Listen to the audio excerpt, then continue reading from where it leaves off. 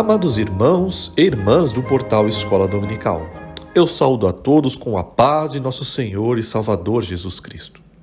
Iniciamos hoje as meditações nas leituras diárias da lição de número 3, a conversão de Saulo de Tarso, que estamos estudando neste quarto trimestre de 2021, cujo tema é o Apóstolo Paulo.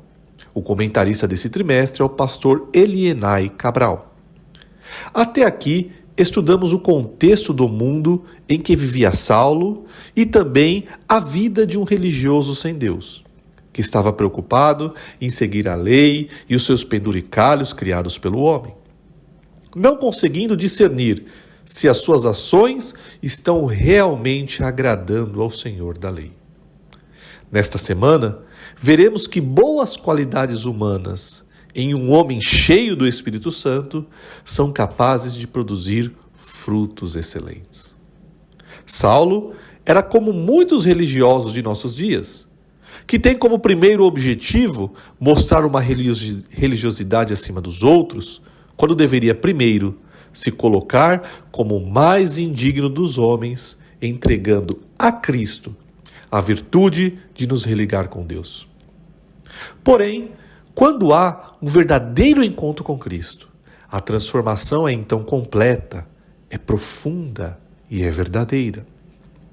Na leitura diária desta segunda-feira, abordaremos o tema: a graça de Deus opera na conversão, e se encontra em dois livros da Bíblia, duas cartas.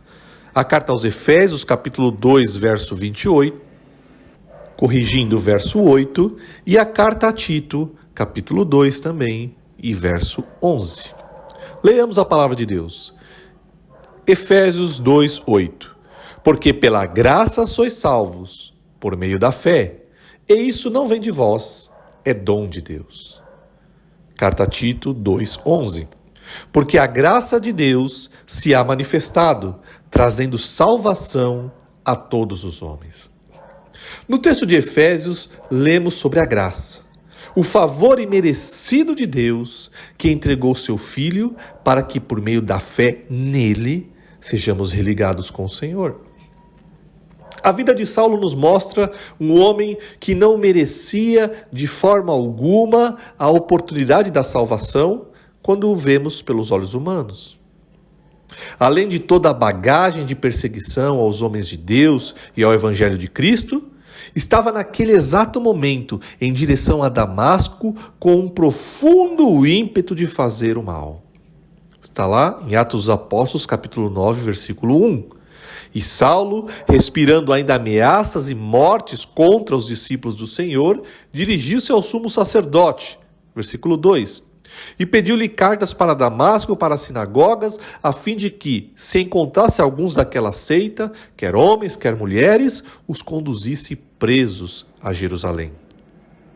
Mas Jesus, que não faz acepção de pessoas, vinha concedendo repetidas oportunidades a Saulo, que resistia. Vemos isso lá em Atos 9, 5. E ele disse: quem é, Senhor? E disse o Senhor: eu sou Jesus, a quem tu persegues. Duro é para ti recalcitrar contra os aguilhões.